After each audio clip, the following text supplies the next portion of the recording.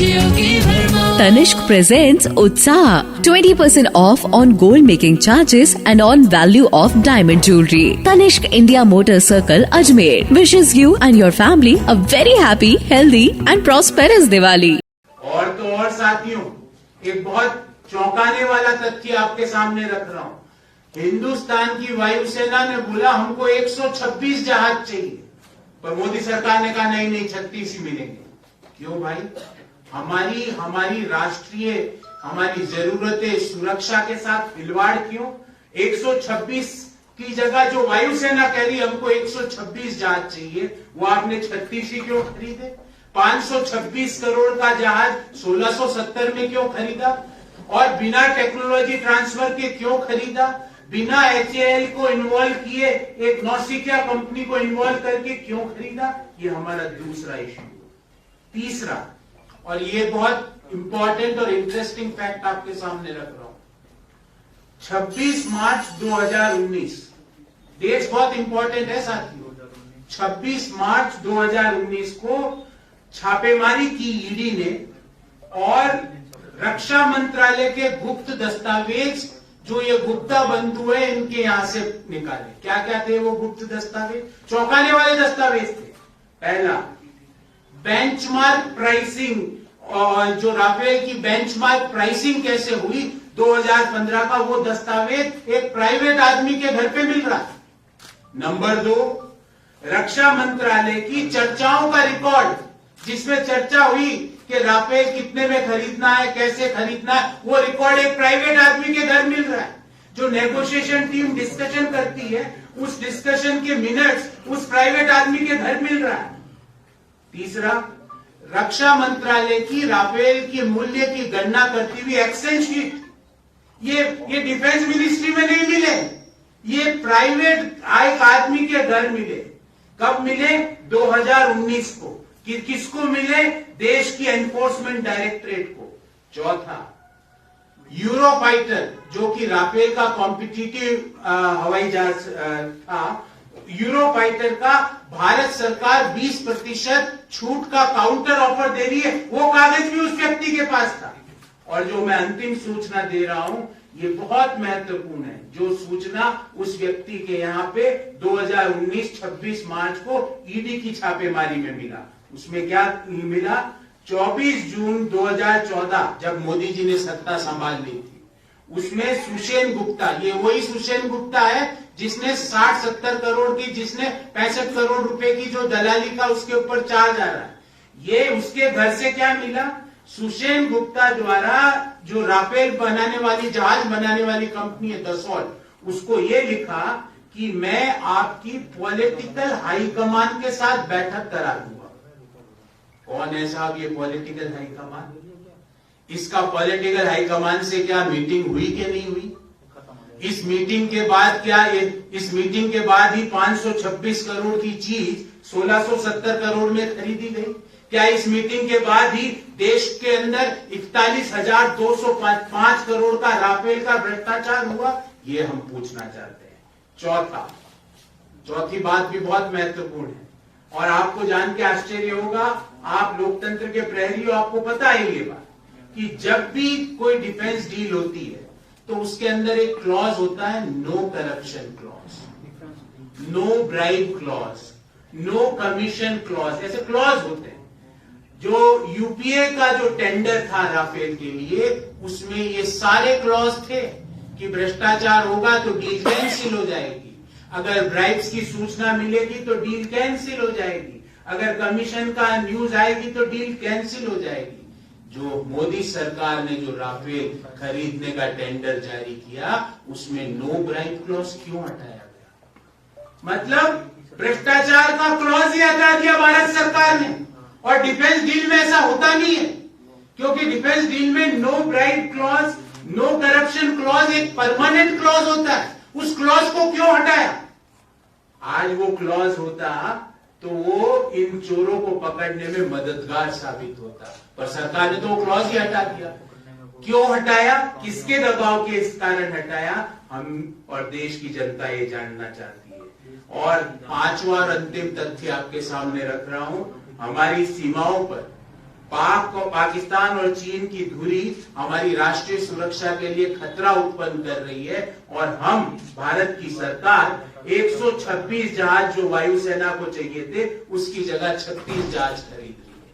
तो हमारे 4 प्रश्न हैं मुख्य रूप से, क्यों और किसके दबाव में 126 जहाज का टेंडर 36 जहाज पर आया, क्यों किसके दबाव में 526 करोड़ की चीज 1670 करोड़ में खरीदकर देश को 41,205 करोड़ का चूना लगाया गया, क्यों किसके दबाव में no corruption clause, no bribe clause, no commission clause वो टेंडर से किसके दबाव में हटाया गया, और क्या ये सीबीआई का तख्ता पलट जो आधी रात को हुआ था 2018 में, क्या ये क्रोनोलॉजी है कि जब पहले शिकायत मिली थी, शिकायत के बाद मॉरिशस के अटॉर्नी जनरल ने कमीशन पे करने के दस्तावेज सौंपे थे और उसके 5-7 दिन बाद सीबीआई का तख्ता पलट हो जाए, तो ये क्या राफेल मामले को रफा दफा करने के लिए किया गया था। और अंत में एक ही बात पूछना चाहूंगा कि 2019 26 मार्च को जब सुषेन गुप्ता के घर पे रक्षा मंत्रालय से जुड़े अहम दस्तावेज मिले, 2.5 साल में भारत की एनफोर्समेंट डायरेक्टरेट ने क्या किया, कहां पर एफआईआर लगाई, किस थाने में एफआईआर डाली, क्यों मिले उसकी जांच करी। 2.5 साल हो गए, राफेल से जुड़े दस्तावेज और वो भी गोपनीय दस्तावेज, और वो दस्तावेज जिससे राफेल की कीमत निर्धारित होती है वो दस्तावेज मिल जाते हैं 26 मार्च 2019 को, पर भारत की सरकार खामोश क्यों बैठी थी, क्यों वो सुषेन गुप्ता को बचाना चाहती है। प्रधानमंत्री जी और देश के रक्षा मंत्री जी का सुषेन गुप्ता से ऐसा क्या संबंध है, वो पॉलिटिकल हाईकमान कौन है जिसको मिलाने की बात सुषेन गुप्ता अपने दस्तावेजों में दसौल कंपनी जो कि राफेल को सप्लाई करती है, जो राफेल बनाती है, उसको किस पॉलिटिकल हाईकमान से मिलाने की बात वो कर रहे थे। ये हम 4 सवाल लेकर आए हैं साथियों। इसका नाम रखा है हमने ऑपरेशन कवर अप। भ्रष्टाचार करो और भ्रष्टाचार के क्लॉज हटाओ और फिर उसको कवर अप करो। ध्यान रहे साथियों, आपको एक और तथ्य बताना चाहता हूं, फिर आपके सवाल लूंगा। एक बहुत जोरों शोरों से प्रधानमंत्री जी ने 2019 में एक मुद्दा उठाया था, वीवीआईपी हेलीकॉप्टर वाला। उसका क्या तथ्य निकला आप सब लोगों को जान के आश्चर्य होगा कि जिस वीवीआईपी हेलीकॉप्टर, जिस अगस्ता वेस्टलैंड कंपनी को डॉक्टर मनमोहन सिंह की सरकार ने बैन किया था, जिसके ऊपर से खरीद पर देश की डॉक्टर मनमोहन सिंह जी की सरकार ने बैन किया था, मोदी जी अभी गए इटली और इटली के प्रधानमंत्री से उस बारे में उनकी चर्चा हुई। ये भारत में इटली के राजदूत ने बताया कि उस बैन के बारे में प्रधानमंत्री और इटली के राष्ट्रपति की चर्चा हुई और जब वापस रोम से आए उन्होंने बैन हटा लिया। मतलब आप ये स्वीकार करते हो कि जो 2019 में आपने कहा था कि ये इसमें वीवीआईपी हेलीकॉप्टर अगस्ता वेस्टलैंड के अंदर जो भ्रष्टाचार हुआ वो गलत है, आप स्वयं कह रहे हो, क्योंकि बैन हमने लगाया 2014 के पूर्व, आप तो बैन हटा रहे हो। ये बात यहां पर इसलिए मैंने आपको बताई क्योंकि ये सुषेन गुप्ता उस भ्रष्टाचार के अंदर भी इस व्यक्ति का नाम है जिसको सरकार बचाने की कोशिश कर रही है। ये वही जो बिचौलिया है रक्षा सौदों का, जिसके घर से राफेल के अहम दस्तावेज एनफोर्समेंट डायरेक्टरेट को 2019 में मिले और सरकार की एजेंसीज 26 मार्च 2019 से लेकर आज तक मतलब 2.5 साल हो गए मौन धारण करके बैठी है, ऑपरेशन कवर अप चला रही है। हर जगह भ्रष्टाचार करो और भ्रष्टाचार को भूल दो, ये इनकी मोडस ऑपरेंडी बन गई है। पर देश के लोग और कांग्रेस पार्टी के कार्यकर्ता हमेशा इस तरह के कठोर सवाल सरकार से करेंगे और देश के लोगों को बताएंगे कि आजाद हिंदुस्तान का सबसे बड़ा रक्षा घोटाला राफेल के रूप में 41,205 करोड़ का घोटाला मौजूदा केंद्र सरकार के निगरानी में हुआ है। तो मैं आपके सवालों के लिए तैयार हूँ। आप चाहें तो मैं अंग्रेजी में भी बोल सकता हूँ, अगर आपको लगता है कि आपको अंग्रेजी में आपके प्रिंट के लिए या न्यूज के लिए चाहिए, तो मैं इंग्लिश में भी ब्रीफ कर सकता हूँ। अन्यथा मैं इंग्लिश की प्रेस रिलीज आपको दे दूंगा। हिंदी की भी प्रेस रिलीज मैंने आपको देने का निवेदन किया है और आपको शायद मिल भी गई होगी। आपके कोई सवाल हो इस बाबत तो मैं उत्तर देने का प्रयास करूंगा। मतलब जी, फ्रांस में इसकी जुडिशरी इंक्वायरी हो रही है, आपको लगता है क्योंकि वो वहाँ के मैक्रो जो राष्ट्रपति उस टाइम फाइनेंस मिनिस्टर थे? देखिए, फ्रांस इसकी इंक्वायरी कर रहा है। फ्रांस की एक खोजी पत्रकारिता है वहां पे, मीडिया पार्ट के नाम से। ये सारी जानकारियां वहीं से निकल के आ रही है। हिंदुस्तान की सरकार कुछ नहीं बता रही है। उन्होंने ही बताया कि 65 करोड़ की दलाली सुषेण गुप्ता नामक बिचौलिए को दी गई है, बाकी सरकार ने नहीं बताया। वहीं से पता चला कि 26 मार्च 2019 को ईडी ने जब छापेमारी करी सुषेण गुप्ता के घर और ऑफिस पे, तो ये राफेल से जुड़े अहम दस्तावेज मिले। पॉलिटिकल हाईकमान को मिलाने की बात उन दस्तावेजों में लिखी गई है। हम पूछना चाहते हैं, ये कौन पॉलिटिकल हाईकमान है? ये कौन से पॉलिटिकल हाईकमान है जिनकी निगरानी में इस तरह के दस्तावेज एक प्राइवेट आदमी के घर पे पाए जा रहे हैं? और उन दस्तावेजों में क्या दस्तावेज, आप चौंक जाएंगे। राफेल की प्राइस डिटर्मिनेशन का फॉर्मूला, उसमें क्या दस्तावेज है? जो नेगोशिएशन टीम है, जो हवाई जहाज खरीदने की इंडियन नेगोशिएशन टीम है, उनके मीटिंग्स के मिनट्स, उस दस्तावेज वहां पे छापेमारी में मिला। गणना कैसे की गई है राफेल की कीमत की, उसकी एक्सेल शीट। उन दस्तावेजों में यह दस्तावेज मिला कि सुषेण गुप्ता राफेल में फ्रांस के जो दसॉल्ट कंपनी को कह रहा है मोदी सरकार के आने के बाद कि आप आ जाओ, मैं आपको पॉलिटिकल हाईकमान से मिलवा दूंगा। कौन है वो पॉलिटिकल हाईकमान, हम पूछना चाहते हैं। वो जो पॉलिटिकल हाईकमान की मीटिंग सुषेण गुप्ता दसॉल्ट और पॉलिटिकल हाईकमान की करा रहा था, वो हुई है कि नहीं हुई है? ये सारी जानकारी साथियों कोई भारत सरकार नहीं दे रहा है, क्योंकि भारत सरकार तो एक ही काम कर रही है, ऑपरेशन कवर अप। पर ऑपरेशन कवर अप हो नहीं पाएगा, क्योंकि ये पूरा के पूरा आजाद हिंदुस्तान का सबसे बड़ा रक्षा का भ्रष्टाचार है, जिसमें एक एक परत खुलती जा रही दिन ब दिन। आपने सुना, आपने आज तक सुना, अरे छोटा 5-4 हजार करोड़ का भी अगर कोई रक्षा का ठेका होता है, उसमें नो करप्शन क्लॉज होता है और ये मैंडेटरी क्लॉज होता है। क्यों हटाया? क्यों हटाया? क्या दबाव था? नो कमीशन क्लॉज होता है, नो ब्राइबरी क्लॉज होता है। क्यों हटाए ये सब क्लॉज? किसके कहने से हटाए? देश और कांग्रेस पार्टी के कार्यकर्ता ये जानने को उत्सुक है। और जो जो आपने बोला 2019 में कि ये ऑगस्टा वेस्टलैंड में बड़ा भ्रष्टाचार हो गया, हमने तो उनको बैन किया था। आप इटली जाके आए, अभी गए थे इटली, और इटली जाने के एक सप्ताह के अंदर बैन हटा दिया। इसका मतलब आपने जो जो बोला, एक एक परत दिन ब दिन खुलती जा रही साथियों। अभी एक और व्यक्ति, जो मैं उसको षड्यंत्रकारी व्यक्ति बोलता हूं, एक षड्यंत्रकारी था विनोद राय, वो अभी माफी मांगता घूम रहा है। उसने डॉक्टर मनमोहन सिंह जी के ऊपर एक कोल स्कैम का आरोप लगाया, आज माफी मांगता घूम रहा है, अनकंडीशनल अपोलॉजी मांगता घूम रहा है। वो पहला षड्यंत्रकारी। दूसरा षड्यंत्रकारी जो ये बोल रहे थे 2019 के पहले कि ये बड़ा स्कैंडल हो गया है, और आप उस स्कैंडल वालों पे जो परचेज का बैन लगा हुआ था, वो बैन हटा रहे हो। ये क्यों? 30 कई षड्यंत्रकारी है। उस दौरान आपको याद होगा 2013-14 में कई षड्यंत्रकारियों ने देश में जन्म लिया था, और सब आज सत्ता की कुर्सियों पर बैठे हैं। भले वो अरविंद केजरीवाल हो, जो पूरे देश में घूमते रहते और दिल्ली को गैस चैंबर बना रखा है, भले ही वो किरण बेदी हो, जिनको पूरी कोशिश की गई दिल्ली के मुख्यमंत्री बना दो, नहीं बन पाई तो उनको पौंडीचेरी का उपराज्यपाल बनाया।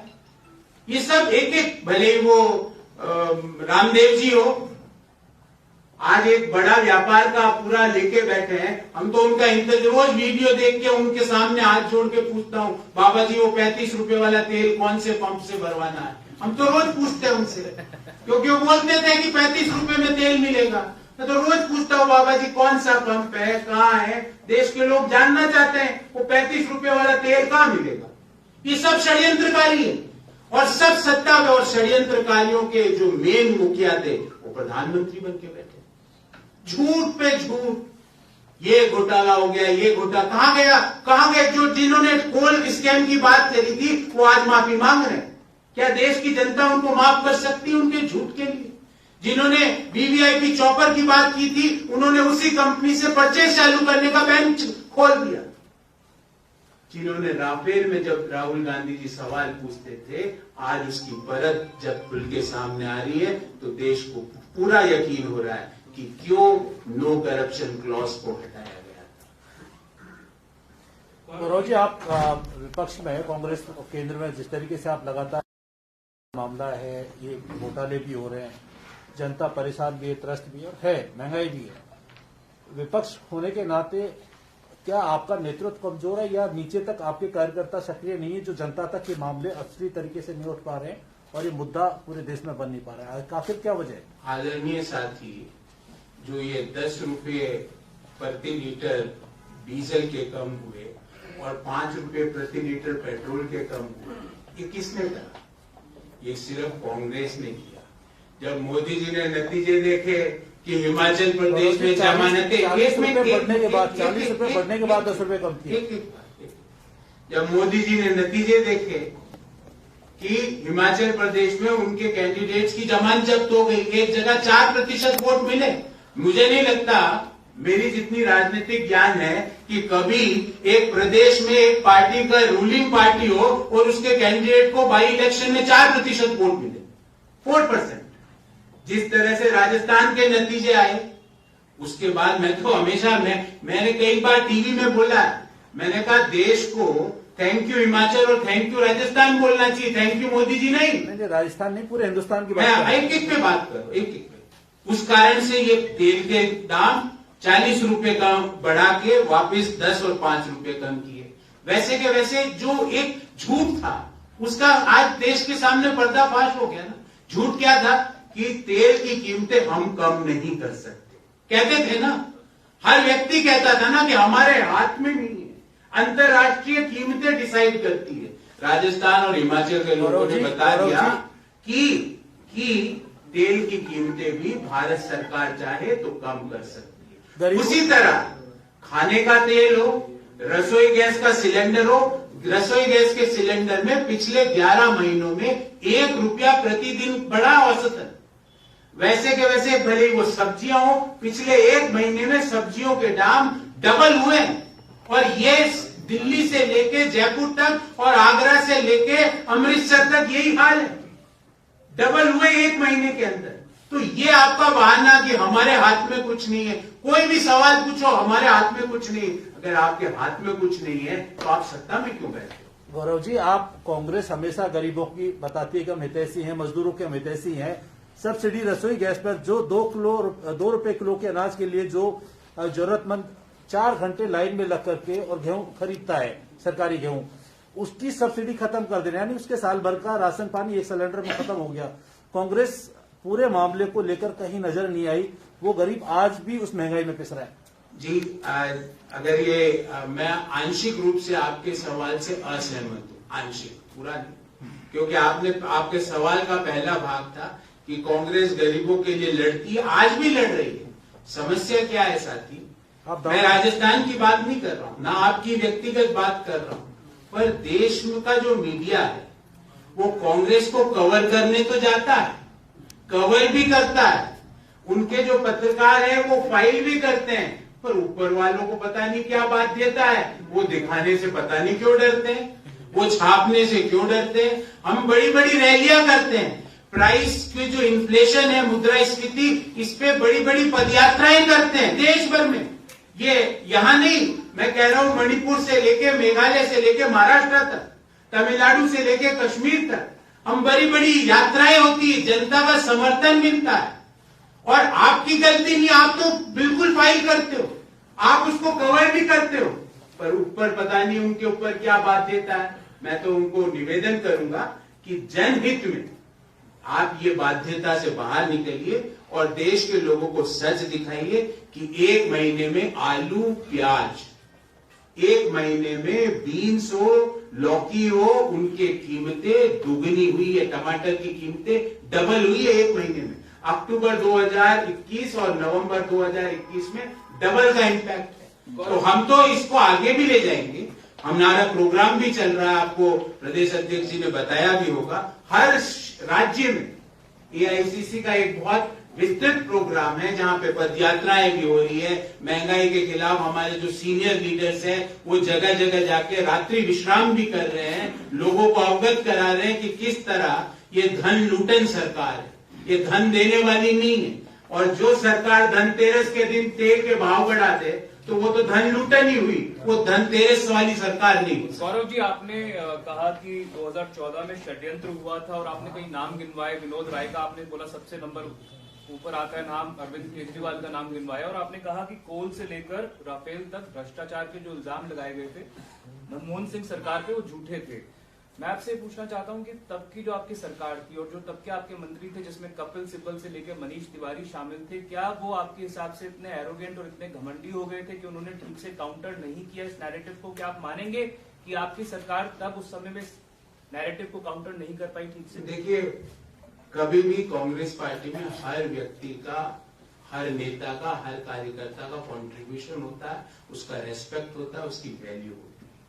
पर आपने ये सवाल पूछा कि ये षड्यंत्रकारियों के जिनके आपने नाम गिनवाए, मैं नहीं कह रहा हूं, ये षड्यंत्रकारी खुद सामने आके कह रहे हैं कि हम झूठे थे। मतलब विनोद राय बोल रहा है मुझे माफ करो, अनकंडीशनल अपोलॉजी मांग रहा है। जो अदालत थी 2G ये गोल स्कैम में, सीबीआई की जो विशेष अदालत थी, उसकी टिप्पणी बता रहा हूं। उन्होंने कहा कि कोल नाम का कोई करप्शन हुआ ही नहीं, जिसको एक षड्यंत्रकारी नंबर 1 विनोद राय ने अपनी सीएजी रिपोर्ट में तथाकथित इतने लाख करोड़, 1,75,000 करोड़ लिख दिया था। वो आज माफी मांग रहे हैं। दूसरे षड्यंत्रकारी थे लोकपाल, मैं तो गाड़ी नहीं लूंगा जी, मैं तो घर नहीं लूंगा जी, मैं तो मेट्रो में घूमूंगा जी। वो आज डिजाइनर कुर्ते लाल पहन के 125 करोड़ की दिवाली मना रहे हैं। गौरव जी, सवाल मैं तीसरे षड्यंत्रकारी, मैं नाम ले रहा हूं उनका, जो बाबा रामदेव, कहां है वो? कहां है वो? लोग ढूंढ रहे हैं उनको। उनकी मार्केट कैप लाखों करोड़ों की हो चुकी है। आई एम सॉरी टू से, पर मैं उनको लाला रामदेव बोल सकता हूं। वो बाबा तो रहे नहीं, अब तो एक कॉर्पोरेट घराना चला रहे हैं देश का। कहां है उनकी बातें जो उन्होंने कही थी कि 30 रुपए लीटर का पेट्रोल चाहिए कि 60 रुपए लीटर का पेट्रोल चाहिए? वो ढूंढ रहे लोग उनको।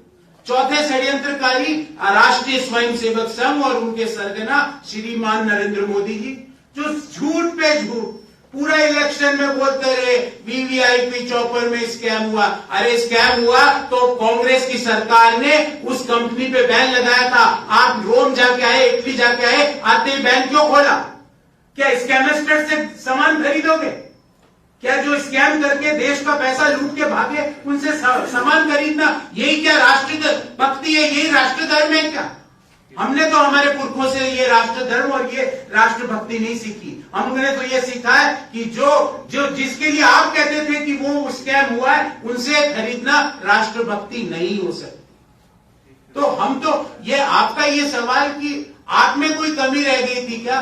देखिए, कांग्रेस पार्टी की एक मैं कमजोरी आपको बताता हूं, और ये कमजोरी भी बताता हूं क्योंकि हम झूठ नहीं बोलते, हम सब्सटेंस पे ज्यादा काम करते हैं, ऑप्टिक्स पे कम करते हैं। ये हमारी कमजोरी है। आज की मौजूदा सरकार सिर्फ ऑप्टिक्स पे काम करती, सब्सटेंस है ही नहीं।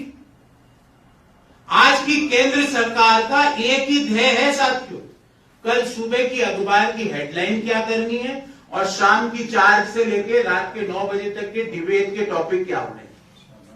इसके अलावा उनके पास और कोई ऑब्जेक्टिव नहीं है। हाँ, हमारी ऑप्टिक्स में कमी थी क्योंकि हमारी कल्चर नहीं है, ये हमारा डीएनए नहीं है। हम काम करने में विश्वास करते हैं, ये ढिंडोरा पीट के थाली लेके बजाने में विश्वास नहीं करते। हम फ्लैश लाइटें जलवाने में विश्वास नहीं करते, कोरोना के टीके लगवाने में विश्वास करते हैं। ये हमारी कल्चर है। तो इसको आप अगर कमजोरी बोलना चाहते हो तो हम स्वीकार करते हैं कि हम हेडलाइन मैनेजमेंट में विश्वास नहीं करते, लोगों के लाइफ में किस तरह मैनेजमेंट किया जा सके उसका विश्वास करते हैं। ये हमारी कल्चर। आपको लगता है कि अगर उस समय में आपने ठीक से नैरेटिव को काउंटर किया होता तो 2 बार आप लगातार सत्ता से बाहर नहीं होते केंद्र में? देखिए क्या होता है क्या नहीं होता, एक कहावत है, हालांकि मैं भूलना नहीं चाह रहा था, पर आप सवाल पे सवाल किए जा रहे हो। अब बुआ जी के मुझसे होते फूफा जी कह लेते उनको। तो ये होता तो क्या होता ये नहीं, पर सत्य ये है, आज का सत्यता ये है कि भारतीय जनता पार्टी भ्रष्टाचार पे भ्रष्टाचार कर रही है और अपने एक एक भ्रष्टाचार को कवर अप कर रही है। और ये हम नहीं कह रहे, जो षड्यंत्रकारी है, क्योंकि जैसा महात्मा गांधी ने कहा कि सत्य को आप दबा नहीं सकते, जितना दबाने का प्रयास करोगे सत्य उतनी मुखरता से बाहर आएगा। जो व्यक्ति, और ये सब करने के लिए षड्यंत्रकारी विनोद राय को क्या मिला पता आपको? ये भी बता देता हूं। बैंक बोर्ड ब्यूरो जो बैंकों के, सरकारी बैंकों के चेयरमैन का चयन करता है, उसके चेयरमैन से उनको नवाजा गया, जो यूनियन गवर्नमेंट ऑफ इंडिया का मिनिस्टर ऑफ स्टेट का स्टेटस, पद्म भूषण अवार्ड, ये सब करने के लिए। और वो आदमी आज क्या कर रहा है? माफी कर दो मुझे, he is making an unconditional apology, मुझे बिना शर्त के माफी दे दो। ये क्यों कर रहे हो? जब आपके सत्य था तो आज अपने शब्दों से क्यों बैकआउट हो रहे हो? ये सारी चीजें देश की जनता और राजस्थान की जनता देख रही है और उनको समझ में आ रहा है कि एक एक चीजों को कैसे कवर अप किया जा रहा है। रही बात आपकी, मैंने स्वीकार किया, Congress party believes in the substance of transaction, not the optics of transaction.